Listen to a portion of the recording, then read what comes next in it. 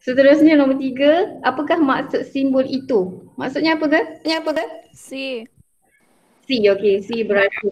Yalah gemes sikit, tak tahulah setting macam mana. Okey, beracun. Okey, apa contoh bahan yang beracun? Tahu tak? Mercury. Merkuri, okey bagus. Siapa yang jawab tu? Saya cikgu. Saya tu siapa? Joanna. Joanna, okey bagus. Kalau simbol mudah terbakar macam mana? Kalau simbol mudah terbakar macam mana? Macam ada Ada api. api. Ada gambar api. Ada Ada. api. Okey, betul bagus. Okey, soalan nombor 4, jawapannya apa? A. A. Okey, sel betul. Apakah unit asas bagi organisme? Okey, betul. A. Okey, so unit asas. Asas tu maksudnya yang paling kecil. So yang paling kecil sel. Seterusnya nombor 5. Okey, antara struktur yang berikut yang manakah terdapat dalam sel tumbuhan tetapi tidak terdapat dalam sel haiwan? Jawapannya apa? D. D. C. C. Okey, C, S dengan T. Okey, kita tengok dulu Q tu apa? Q tu apa? Chloroplast ke? Nucleus. Q tu nucleus. Okey, R? R tu apa? Chloroplast. Chloroplast. S? Bakul. Yes, betul. Bakul. T? Membrane cell. Membrane cell. P? Mitochondria. Okey, mitochondria. Okey, so yang mana yang tak ada dalam sel haiwan? Okey, so yang tak ada dalam sel haiwan yang ni chloroplast dengan bakul. So jawapannya B. Kenapa jawapan awak C pula? Chloroplast ni dalam sel tumbuhan sebab dia untuk buat fotosintesis. Bakul ni hanya ada dalam sel tumbuhan sahaja. Okay, so kita tengok pula. Nombor 6 jawapannya apa? B. B. Peredaran darah. Okey, betul. So jawapannya D. Kenapa jawapannya D? Sebab Z ni adalah apa? Itu adalah apa? Sistem. Okey, pandai. Okay. Z tu adalah sistem. Okey. So kalau buat otak tak boleh sebab otak adalah apa? Organ. Betul, okey bagus. Jantung? Organ. Plasma darah? Saya tak tahu. Plasma darah adalah dia cecair sebenarnya, Nombor 7. Antara yang berikut yang manakah adalah mikroorganisma unisel? Jawapannya adalah A. A. Okay. Ameba. Okay, betul. Hydra ni semuanya adalah multi-cell. Multi-cell. Okay, so multi-cell ni diperbuat daripada banyak sel. Okay, kalau uni bermaksud satu sel sahaja. Okay, seterusnya. Nombor 8, jawapannya apa? C. Chlorophyll. Chlorophyll. Okay, betul. Subsel ni apa? Subsel ni yang berada dalam bakul. Okay, so subsel ni yang bagi nutrien kepada tumbuhan. Okay, nutrien kepada sel tumbuhan. Selulosa ni adalah yang berada pada dinding sel. Okay, dinding sel diperbuat daripada selulosa. Kromosom ni apa? Okay, so kromosom kita tengok. Okay. So saya recall balik. Nukleus yang warna merah ni. So dalam nukleus mengandungi kromosom. Okay, dalam nukleus ada kromosom. Okay, kromosom ni nanti sebenarnya awak tak belajar lebih detail. Kromosom ni awak akan belajar dekat dalam biologi. Tetapi sekarang ni awak tahu kromosom ni bentuk dia macam ni. Okay, kromosom bentuknya macam ni dan dalam kromosom tu ada DNA. So DNA kan nak tahu DNA tu adalah yang bentuk dia macam ni. Okay, ni adalah DNA. DNA ni berada dalam kromosom. Okay, so kromosom tu yang ada maklumat genetik. Okay, maklumat genetik ni maksudnya tahu kan maklumat genetik tu kalau dalam DNA kita ada kulit putih, so kita akan ada kulit putih lah. Okay, nombor 9.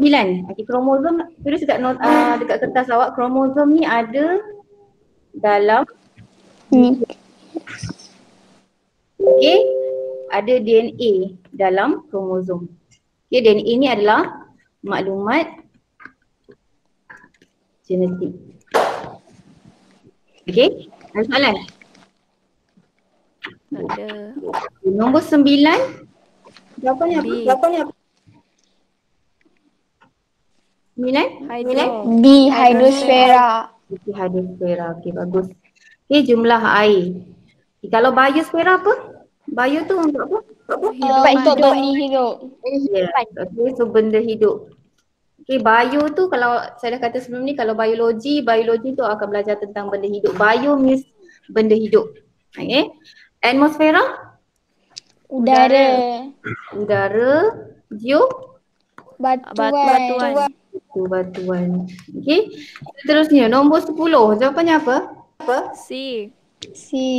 Okay, betul. Okay. Okay. Nombor 11. C. C. Okay, betul. Soalannya senang tu kan? Senang. Soalannya jawapannya C. Nombor 12.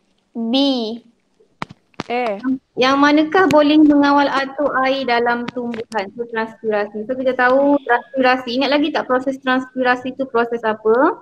Ingat. Penyerapan air kot. Penyerapan air? Ya ke? Pembukaan dan pembentukan stoma. Okey, proses transpirasi itu adalah proses air tersejat ke udara daripada permukaan daun. Okey? Proses air tersejat ke udara melalui permukaan daun. Okey. So kalau macam manusia macam mana manusia hilang air? Melalui peluh. Okey. So transpirasi ni macam pokok berpeluh. Air keluar daripada daun. So dia sama macam kita bila kita berpeluh kita akan rasa sejuk. Sama juga dengan pokok, bila pokok berpeluh keluar air, pokok akan jadi sejuk. So transpirasi ni adalah salah satu cara untuk menyejukkan tumbuhan pada hari yang panas. Okay, so yang ni masuk dalam bab 3. Dia akan tanya, apakah kepentingan transpirasi? So jawapan awak adalah transpirasi akan menyejukkan tumbuhan pada hari yang panas. Okay, transpirasi ni lebih kurang pokok berpeluh. Means air keluar daripada pokok. Kita berpeluh, kita akan jadi sejuk. Okay, bila kita panas, kita akan berpeluh. Dan peluh tu akan menyejukkan badan apabila air tersejat. Tapi dekat manusia kita tak panggil transpirasi, kita panggil berpeluh. Dekat tumbuhan kita panggil transpirasi. Boleh faham tak? Okay, transpirasi proses air tersejat ke udara. Okay, boleh? Seterusnya, okay kejap. Kita nak recall balik untuk respirasi. Okay, respirasi. Dalam tumbuhan berlaku tak proses respirasi? Respirasi. Berlaku. Respirasi berlaku dalam tumbuhan sahaja ataupun dalam manusia sahaja? Semua hidupan cikgu. Semua hidupan. Semua hidupan. Okey, selalunya pelajar dia akan tersilap, dia ingatkan respirasi ni hanya dalam haiwan sahaja. Okey, tidak, respirasi dalam semua hidupan, bermakna tumbuhan punya, haiwan punya. Okey, so respirasi dalam tumbuhan. So bila tumbuhan buat respirasi, sentiasa berlaku siang dan malam. Apa beza dengan fotosintesis? Fotosintesis berlaku Buatan kalau ada cahaya. Kalau ada cahaya saja. Sebab apa? Foto bermakna cahaya. Fotografi tak kat gambar. Tak gambar tu ada cahaya kan. So foto bermaksud cahaya. Kalau ada juga soalan dia akan tanya apa beza fotosintesis dengan respirasi. So tu boleh jadikan satu perbezaan lah. Fotosintesis berlaku bila ada cahaya sahaja. Respirasi sentiasa berlaku siang dan malam. Respirasi tu maksudnya pernafasan. So semua hidupan mesti bernafas. Kalau tak nanti boleh mati. Okay. Seterusnya nombor 13, jawapannya apa? 13 jawapannya apa? C. Okey, betul. Dia kata, awak tengok dia kata tentang pembiakan A. Okey, so macam mana awak nak bezakan set dengan A set? Okay. A itu bermaksud tidak. Okay, tidak apa? Tidak melibatkan sel perbiakan, tidak melibatkan ovum dan sperma. So bila tak melibatkan ovum dan sperma maksudnya dia tak perlu ada mak dan ayah. Okey, tak perlu ada jantan dan betina. Okey, A tu maksudnya tidak jangan tertukar. A tu maksudnya tidak. Tidak apa? Tidak mempunyai ovum dan sperma. Okey, bermakna dia seorang-seorang pun dia boleh membiak. Okey, dia tak perlu berusaha nak cari pasangan. Okey. So proses ini tidak melibatkan satuan antara dua sel seks. Dua sel seks tu adalah ovum dan sperma. Okey, seterusnya. Ada soalan? Tak ada. Ada. Nombor 14. Yang manakah menghasilkan sperma? Jawapannya apa? C. Jawapannya? C. C tu apa? C tu testis. C. Okey, D tu apa? D tu Zaka. Yes, betul. Okey, D tu zakat. A tu apa? Pundi kencing. Okey, betul, bagus. Pundi, kencing. B? B tu ductus sperma. Okey, bagus. Okey. Ductus sperma. Okey, so awak tengok. Senang je awak nak tengok. Kan dekat bawah ni adalah testis. Okay, so bawah ni testis. Sperma dihasilkan dekat testis. So sperma tu akan berenang melalui saluran ni. Ductus tu kalau dia sebenarnya diambil dalam perkataan bahasa Inggeris. Okey. Perkataan dalam bahasa Inggeris adalah duct. So duct tu adalah saluran. Okey, ataupun macam saluran paip lah. Okey, ductus tu adalah macam saluran paip. Tempat saluran dia nak berenang lah. Okay, ductus tu bermakna saluran. Saluran tu dia berenang. Seterusnya nombor 15. 15. A. Mengapakah kehamilan tidak berlaku walaupun persenyawaan telah berlaku? Okey, soalan dia kata, kenapa bila sperma dan ovum bersenyawa tetapi perempuan tu tak boleh mengandung juga? Mengapakah kehamilan tidak berlaku walaupun persenyawaan telah berlaku? Dia kata persenyawaan ni ovum plus sperma. Okey. So in case kalau siapa yang lupa maksud persenyawaan tu, persenyawaan tu bermaksud ovum berjaya bersenyawa dengan sperma. Ini proses persenyawaan. Okay, proses persenyawaan tu kan. So awak dah belajar kalau berlaku persenyawaan, so selalunya perempuan tu akan hamil kan. Akan hamil ataupun pregnant. Okay, so selalunya kita belajar kalau ada persenyawaan mesti perempuan tu boleh hamil ataupun pregnant. Okay, tetapi soalannya dia kata kenapa kehamilan tidak berlaku? So Embrio tidak menempel pada uterus. Menempel dengan kuat pada dinding uterus. D. Embrio tidak mampu menempel dengan kuat. Okay, betul. Okay, yang ni embrio tidak mampu menempel dengan kuat pada dinding uterus. Okay, yang ni lah masalah berlaku keguguran. Okey, keguguran ni apabila embrio tu tak melekat dengan kuat dekat dinding uterus. So bila embrio tu tak melekat, dia akan jatuh dan boleh berlaku keguguran. Okay, sebab tu yang saya cerita kalau setiap orang dia lain. Ada orang yang rahim dia kuat, rahim tu uterus lah. Okay, ada orang yang uterus dia kuat, ada orang yang uterus dia tak kuat. Okay, kalau orang yang uterusnya tak kuat, bila dia buat kerja lasak, dia boleh berlaku keguguran. Okay, tapi ada orang yang kalau uterus dia kuat, dia buat aktiviti lasak pun dia tak berlaku keguguran. So setiap orang dia berbeza. Okay. Seterusnya nombor 16. Jawapannya apa? B. Betul. Dia kata kat mana persenyawaan berlaku. Okay, so proses persenyawaan ingat dia berlaku dekat tiup Falopio. Okay, ingat lagi tak tiup falopio ni? Ingat. So ni tiup falopio. So persenyawaan berlaku dekat sini. Tiup falopio. Okay, kat sini uterus. Okay, saya lukis cepat-cepat je lah. Okay, saya lukis cacing saya ni. Next, nombor 17. Dia kata, apakah susunan bagi ketumpatan bahan secara menurun? Secara menurun maksudnya daripada yang paling tumpat Kepada yang tak tumpat. Okay, so awak jangan tertukar. Menurun maksudnya yang mana paling tumpat? So jawapan awak apa? A.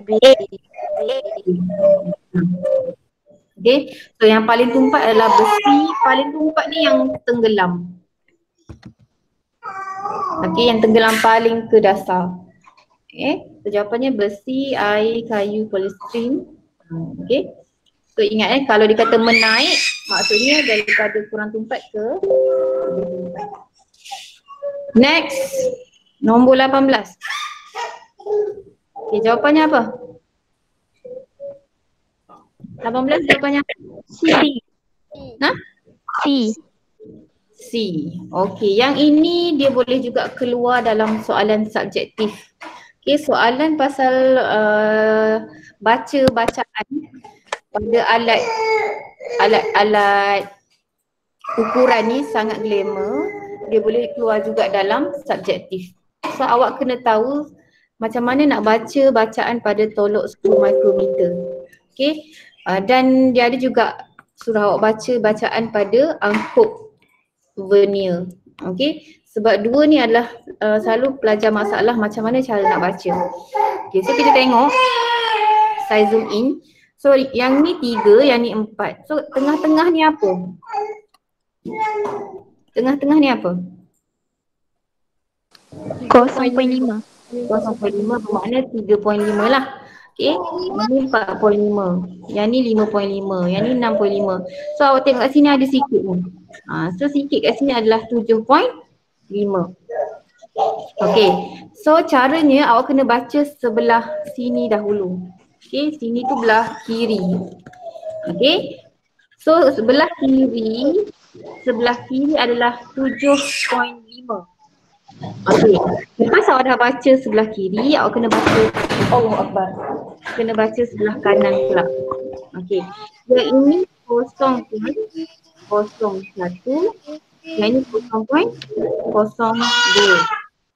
So dia mesti awak ambil yang sebaris dengan yang ini.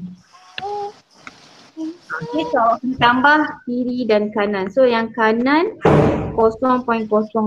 So jawapan awak 7.5 tambah dengan 0.02. So jawapan awak berapa? 2.52.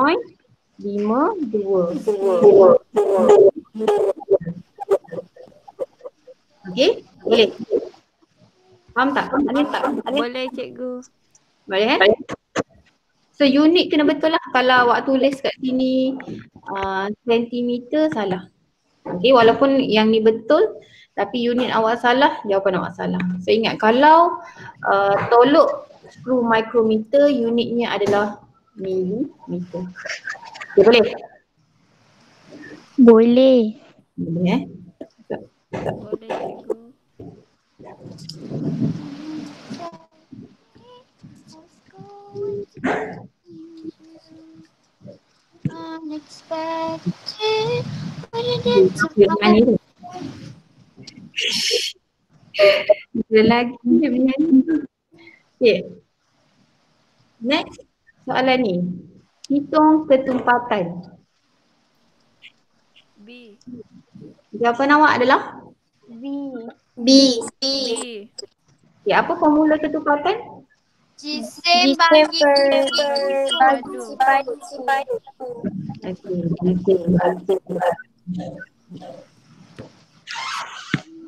Okay, so jisim bahagi isi padu, jangan tertukar pula isi padu bahagi jisim. So yang ni saya perlu terangkan ke? 26 bahagi 10.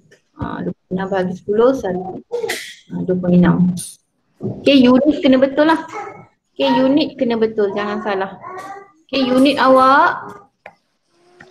Okay, so 26 jisim unit dia G, isi padu unitnya sentimeter padu. So lepas awak dah bagi, dia akan jadi 2.6 gram. Yang ni bila naik atas dia akan jadi negatif. Okay. So bila awak dah buat negatif, awak jangan buat palang. Okay. So ingat, kalau awak nak buat palang, okay, so unitnya sama ada cm3 negatif ataupun jawapan awak 2.6 gram per sentimeter padu. Okay. So jawapan awak jangan buat gram per sentimeter negatif lagi. Ini salah. Ini salah. Jangan buat macam tu. Okay. So salah satu sama ada slash ataupun negatif. Okay. Boleh? Okay, seterusnya nombor 20. Jawapannya apa? D. D. 20. Okay, betul. Okay, so ingat, tengok unit.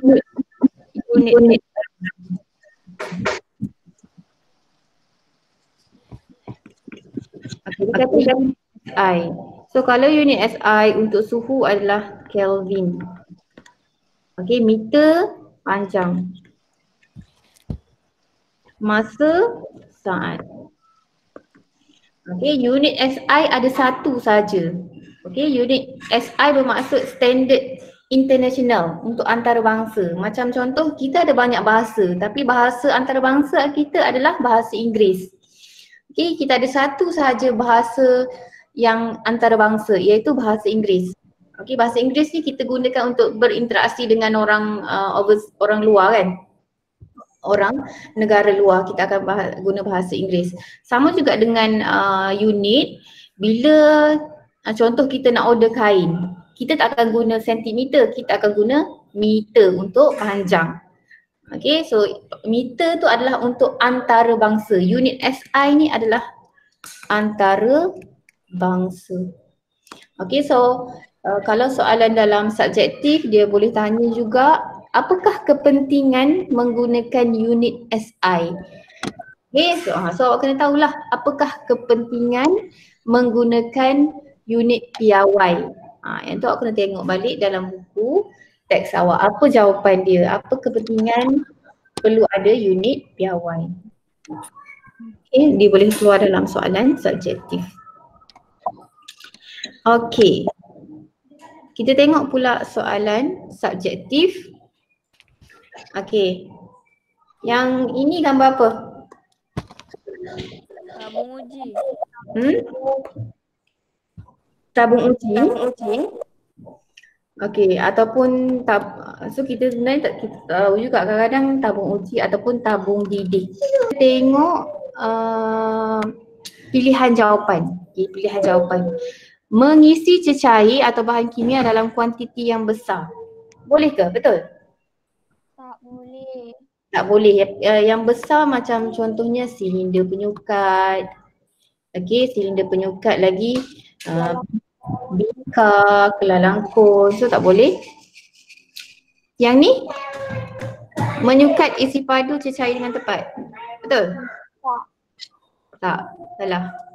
Okay, so jawapannya adalah Mengisi dan atau memanaskan bahan kimia dalam kuantiti yang kecil. okay, mengisi atau memanaskan. Okay, kalau tabung uji tak boleh. Tabung uji tak boleh guna untuk memanaskan. Tapi kat sini tak ada pilihan jawapan. Okay, kalau tabung uji jawapannya dia tak buat memanaskan ni. Okay, tak ada memanaskan. Kalau tabung uji dia bukan untuk memanaskan. Kalau tabung didih untuk memanaskan. Memanaskan dan mengisi dalam kuantiti yang kecil. Okey. Yang kedua, gambar yang kedua ni gambar urat, yes. Awak jangan tukar urat dengan pipet. Okey. So jawapannya apa? Mengikat isi pandu cair dengan Memindahkan cecair. Memindahkan cecair? Tidak. Okey, sebab apa tidak? Bukan memindahkan cecair. Sebab awak tengok, dia macam pembaris kan. Kalau pembaris kan dia ada skala kan. Kalau ada skala, bila ada skala yang ni 0, 1, 2, 3. So bila ada skala, dia mesti ada perkataan Menyukat. menyukat. Okey. Tabung didih ni dia tak ada skala. Bila tak ada skala, dia boleh kata dia untuk menyukat. Menyukat tu maksudnya kita tahu bacaan dia berapa. Okay. So maksudnya ini burat lah. Yes, burat. Okay, burat. Betul. So kalau dia ada skala dekat tepi, kita ambil yang menyukat ni. Okay, menyukat. Dia boleh sukat bacaan. Kita boleh tahu bacaan.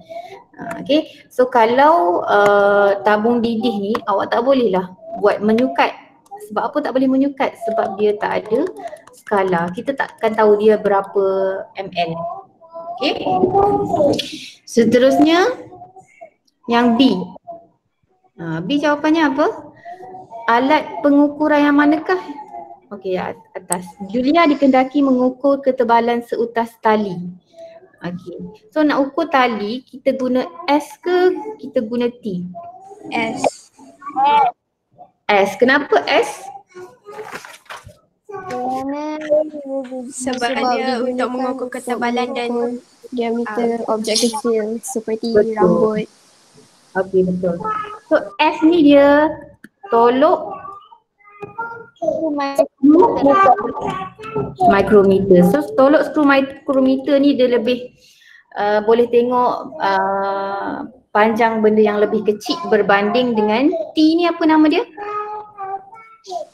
Angkut vernier. Vernier. Okey. So kalau angkut vernier ni dia lebih kepada nak ukur diameter. Diameter apa? Diameter bola pingpong ke? Okey. Nak ukur diameter cawan ke? Diameter ke? Diameter dalam bika ke? Okay, dia lebih kepada diameter benda yang lebih besar. Okay, kalau tolok skru mikrometer ni dia benda yang lebih kecil. Macam apa lagi? Contohnya duit shilling ke. Okay. Terangkan jawapan anda. So awak pilih S kerana apa? Macam mana nak cakap jawapan dia? Kerana ianya khas digunakan untuk mengukur ketebalan dan diameter objek kecil. Okey. Kecil sahaja tidak tepat sebab T pun nak ukur objek yang kecil. Okey. So Lebih jitu. kalau awak cakap lebih kecil tidak tepat sebab T pun ukur benda yang kecil. Okey. So jawapan awak bila awak tengok dalam buku teks awak S kerana Lebih jitu berbanding T. Jitu boleh, betul, bagus, dapat memberi kerana alat ini dapat bacaan yang tepat sehingga ni berapa. Okey, maksudnya dia boleh baca sampai 0.001 cm ataupun 0.01 mm. So yang ni betul satu markah. Dia ada dua markah. Satu, awak jawab S tadi. Lagi satu awak cakap yang ini. Okay, bacaan tepat dan lebih jitu. Okay, boleh? Boleh. Boleh eh? Hmm. Dah Salin, jawapan. Okey, cikgu. Lagi satu alasan tu lagi satu markah lagi. Okey. Seterusnya, gambar dia kesejukan. Bila dia sejuk, otak dia tahu yang dia tengah sejuk dan otak akan buat mekanisme pembetulan untuk betulkan balik supaya dia jadi panas balik. Supaya suhu badan jadi normal. Okey. So, macam mana otak membuat mekanisme pembetulan? Okey, nombor satu. Nombor satu. Sekejap. Saya tukar.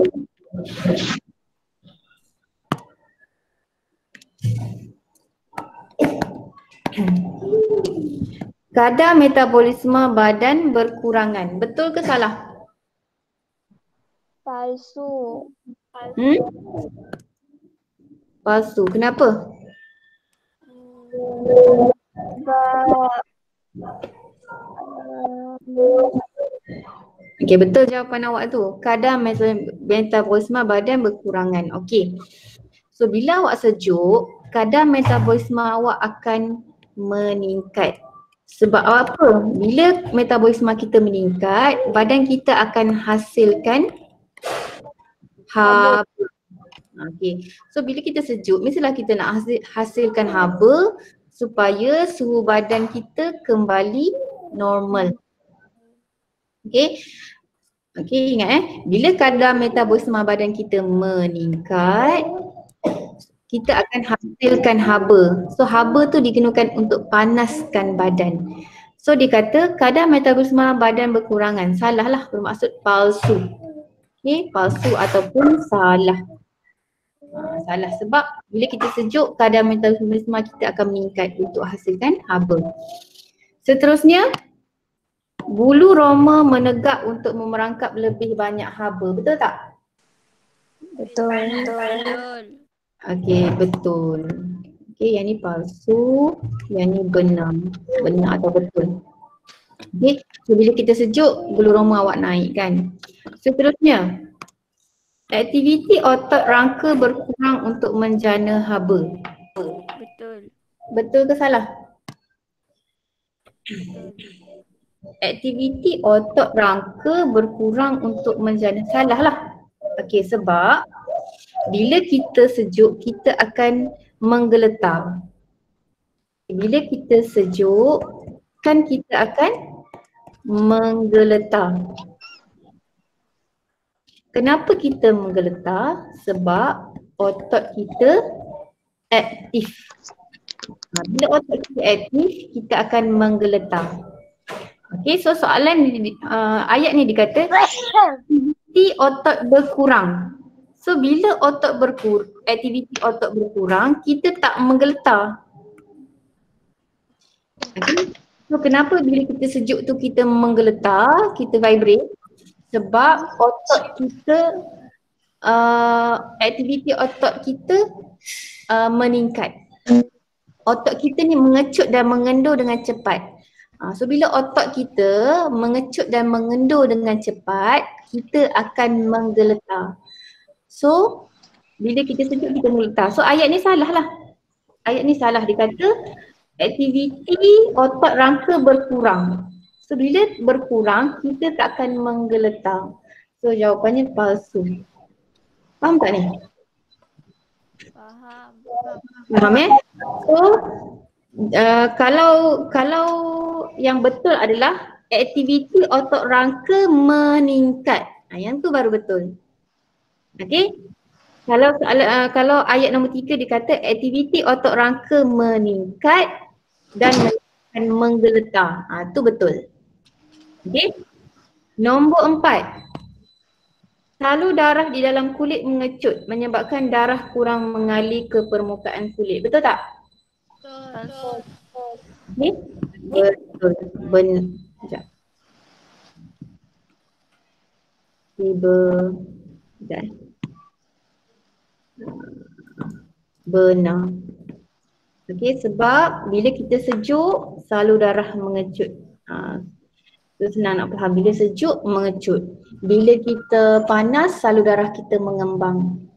Okey, sebab tu kan ada soalan tanya, kenapa bila panas muka awak merah? Kenapa? Kenapa bila panas? Sebab salur darah mengembang dia lebih dekat dengan kulit. Okey, betul, bagus. Okey, so ingat bila panas, ya? Cikgu. Seterusnya, nombor 3.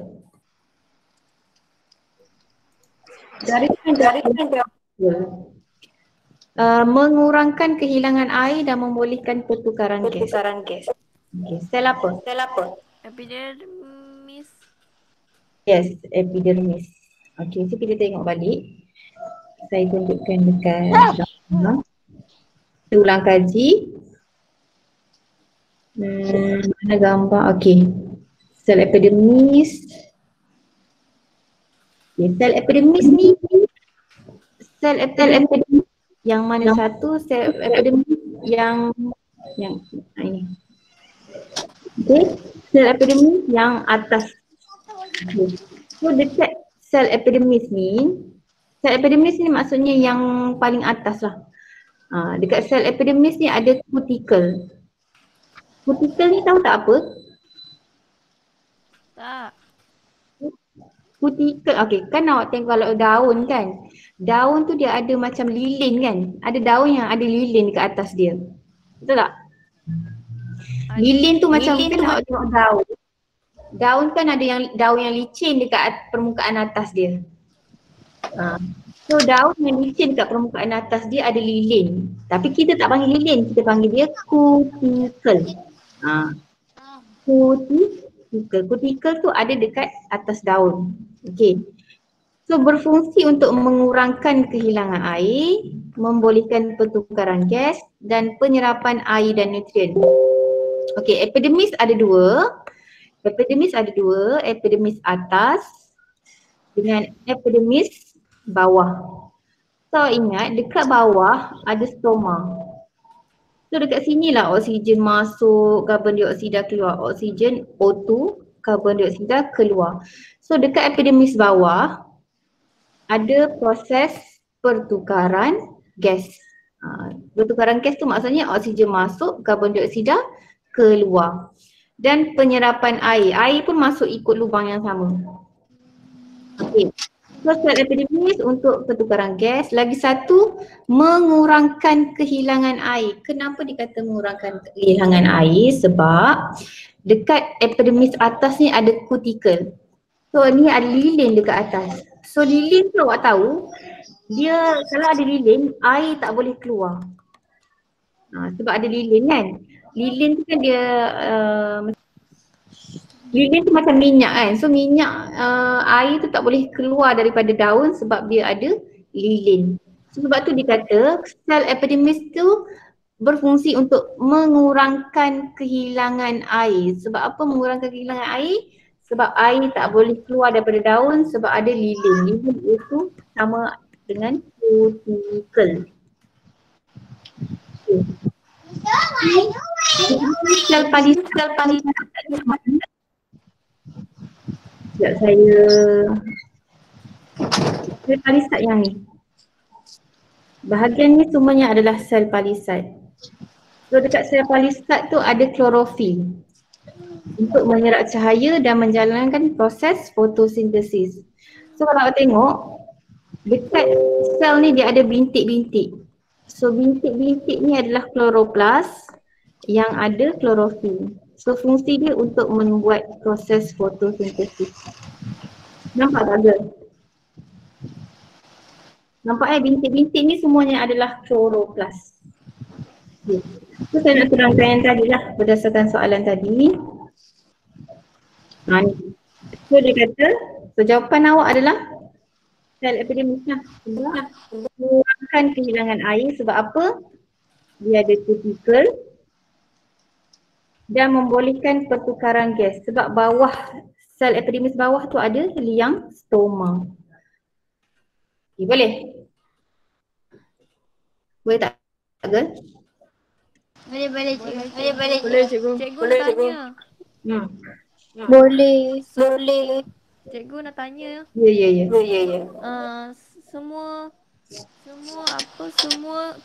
daun tumbuhan ada kutikel ke? Semua ada juga yang tak ada. Tapi kebanyakan kan ada kan bila awak sentuh daun kan ada daun yang awak tak rasa pun licin kan. Ya, So bermakna yang awak tak rasa licin tu dia tak ada kutikel. Okay? Yang awak bila daun yang ada rasa licin tu dia ada banyak kutikel. Ada yang tak ada. Ada yang tak ada. Oh, jadi cikgu macam mana dia kurangkan kehilangan air kalau tak ada kutikel? Melalui transpirasi.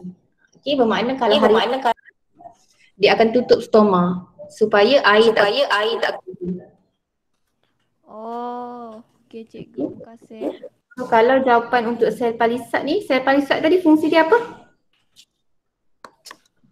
Mengandungi apa? Tak ingat cikgu. Mengandungi klorofil. Yes, mengandungi klorofil untuk buat proses fotosintesis. Klorofil ni ada dalam kloroplas. Okey.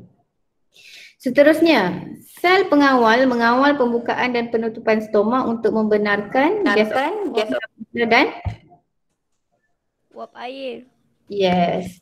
Tadilah yang saya cakap tadi kan ada stoma kan. Stoma. So oksigen pun masuk melalui situ, karbon dioksida pun masuk melalui situ, air pun masuk melalui liang stoma. Liang tu macam lubang lah. Okey, yang ni liang stoma. Yang ni liang stoma. Okey. So air dengan udara dia masuk melalui lubang yang sama. So uap air lah jawapannya. Okey, bukan garam mineral. Kenapa bukan garam mineral? Sebab garam mineral ni dia masuk melalui akar. Bukan melalui stoma. Okey. Seterusnya. Okey, dah 1 jam Dah penat ke? Nak teruskan? Boleh teruskan. Teruskan je cikgu. Teruskan, okey. Bulatkan. Okey, ni gambar apa? Jantung. Jantung. Ini gambar jantung. Okey, so soalan dia, bulatkan komponen yang meliputi permukaan luar organ tersebut. Okey, jawapannya apa? Tisu epitelium. Sekejap tisu epitelium betul. Okey, tisu epitelium ni dia di permukaan luar. Macam daun tadi. Okey, epidermis. Macam kita lah kulit kita, dekat kulit kita ada epidermis. Epidermis tu yang saya kata dia macam cover. Macam cover handphone. Cover Kulit lah cikgu. handphone. Cover handphone kita tu ibarat epitelium lah. So kita kalau awak ingat, awak panggil lah cover handphone awak tu epitelium. Sebab epitelium ni dia fungsi dia untuk cover sesuatu organ. Macam contoh jantung ni. Jantung ni bahagian luar ni, bahagian luar sekali kita panggil tisu epitelium. So tisu epitelium ni digunakan untuk cover ataupun melindungi permukaan organ. So bahagian luar ni semua ni ada tisu epitelium. Okay, dia kata meliputi permukaan luar. Seterusnya, nyatakan fungsi organ tersebut. Jantung fungsi dia apa? Mengepam darah untuk mengangkut oksigen ke seluruh badan. Okey, betul. Mengepam Darah. ke seluruh badan. Okey, so dalam darah kita ada oksigen, ada nutrien. Okey, so kalau awak nak panjangkan lagi ayat awak boleh cakap mengepam darah ke seluruh badan untuk mengangkut oksigen, nutrien. Dalam darah kita juga ada hormon, antibody. Boleh panjangkan jawapan. Okey, mengepam darah ke seluruh badan. So kalau jantung awak berhenti, contoh dah mati, jantung berhenti, darah dah tak boleh mengalir ke seluruh badan. Okey. Seterusnya, pendebungaan adalah tandakan betul pada ciri-ciri bunga yang didebungakan oleh angin. Okey, kalau angin. So yang pertama, mempunyai kecil. Betul ke salah? Betul. Betul lah. Salah. Salah. Okey, salah. Sebab selalunya yang angin tu dia enter dia besar. Mempunyai stigma yang panjang dan berbulu. Betul tak? Betul. Sebab apa? Sebab bila dia berbulu, dia senang terbang. Okay, sebab dia kata apa yang diterbangkan oleh angin. So dia mesti berbulu. So bila berbulu dia senang terbang. Dia macam sayap lah. Dia macam seolah sayap untuk terbang. Okay. Butir debunga yang dihasilkan adalah banyak, kecil dan ringan. Betul tak? Betul. Okey. Dia mesti dia mesti kecil dengan ringan sebab dia nak diterbangkan oleh angin. Kalau dia berat, dia susah nak diterbangkan oleh angin. So betul. Okey. Mempunyai filamen dan stil yang pendek. Betul tak? Salah. Okey, so awak ingat dia mesti panjang. Sebab bila panjang dia tinggi. So butir bunga bila tinggi dia senang diterbangkan oleh angin. Kalau dia rendah dia susah nak diterbangkan oleh angin. Okay?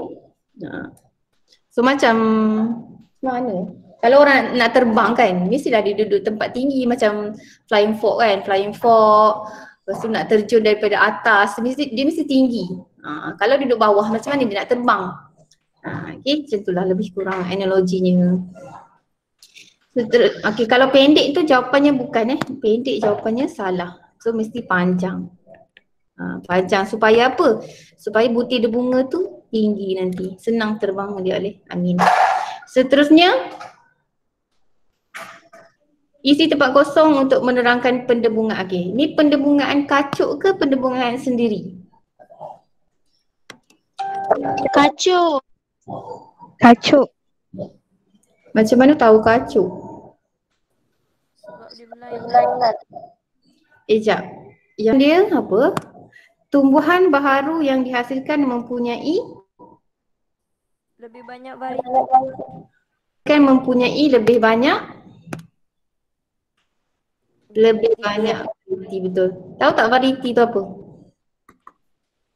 Tak tahu cikgu. Jenis dia kot. Variety tu maksudnya macam kita lah, macam manusia. Bila orang India kahwin dengan orang Cina, anaknya muka lain kan, ada muka mix kan, betul? Sama juga dengan bunga, bila bunga ni dia kacuk dengan bunga lain, dia akan menghasilkan anak yang macam lain sikit. So variety tu maksud macam variasi. Okay, macam manusia, bila ada kacukan, India kahwin dengan Cina, anak je muka mix, ada variasi genetik. Okay, variasi genetik, kita panggil tu variasi genetik. Maksudnya muka lain-lain, muka yang baru. Tu variasi. Kalau muka sama je, kalau bunga ros kahwin dengan bunga ros juga, maksudnya dia tiada variasi. Muka sama je semua, tiada variasi. Kalau muka sama semua maksudnya tiada variasi genetik. Variasi tu bermaksud pelbagai. Pelbagai genetik. Okay. Seterusnya, anak pokok yang dihasilkan mempunyai rintangan yang tinggi. Lebih tinggi. Faham tak apa maksud rintangan yang lebih tinggi? Apa maksud rintangan yang lebih tinggi? Cabaran lebih tinggi. Bukan cabaran, maksud dia lebih tahan kepada penyakit dan perosak. Maksudnya dia tidak cepat rosak apabila ada haiwan perosak gigit dia ataupun ada penyakit. So bila bunga yang dikacuk, dia akan lebih tahan kepada perosak ataupun penyakit. Okey, bila ada ulat perosak, serangga perosak datang dekat bunga tu, dia tahan. Tahan tu bermaksud dia tidak mudah rosak, dia tidak mudah, colournya tidak mudah berubah, colour bunga tu cantik je. Walaupun ada serangga perosak datang dekat dia, maksudnya dia tahan. Okey, so ini boleh keluar dalam soalan subjektif, dia akan tanya, apakah kelebihan pendebungaan kacuk? Dia boleh tanya macam tu. So, dua ni boleh jadi kelebihan kacuk. So, bila sesuatu tumbuhan tu dikacuk, dia ada lebih banyak variasi dan lagi satu, dia ada rintangan ataupun tahan penyakit dan tahan perosak. Yang ni boleh jadi kelebihan pendebungaan kacuk. Kalau soalan tanya, apakah kelebihan pendebungaan kacuk? So yang dua ni boleh jadi kelebihan. Okey, satu lebih banyak variasi, lagi satu dia lebih tahan kepada penyakit dan perosak. Boleh faham? Boleh. Okay, bagus. Boleh. Soalan nombor 5. Imej yang terbentuk dalam kamera lubang jarum adalah imej maya. Betul ke tidak? Betul ke tidak?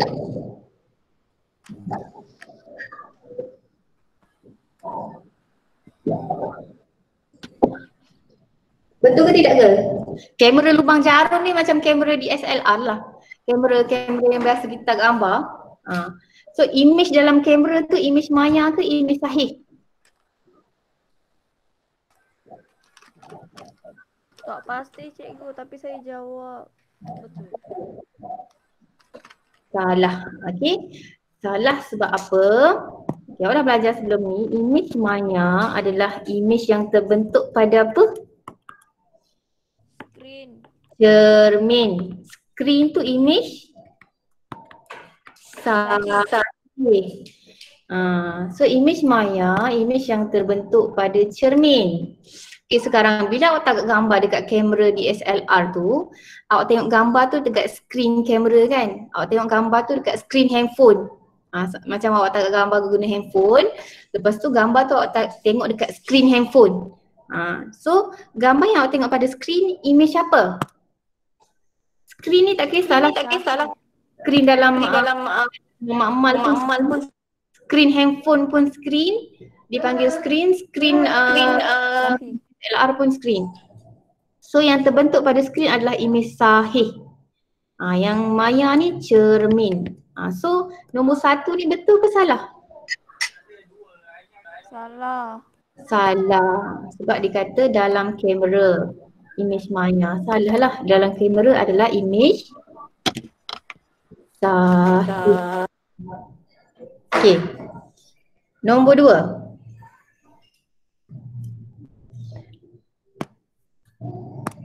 Semasa gerhana bulan, bayang-bayang bumi terbentuk di permukaan bulan. Okey, gerhana. Apa maksud gerhana? Ni matahari.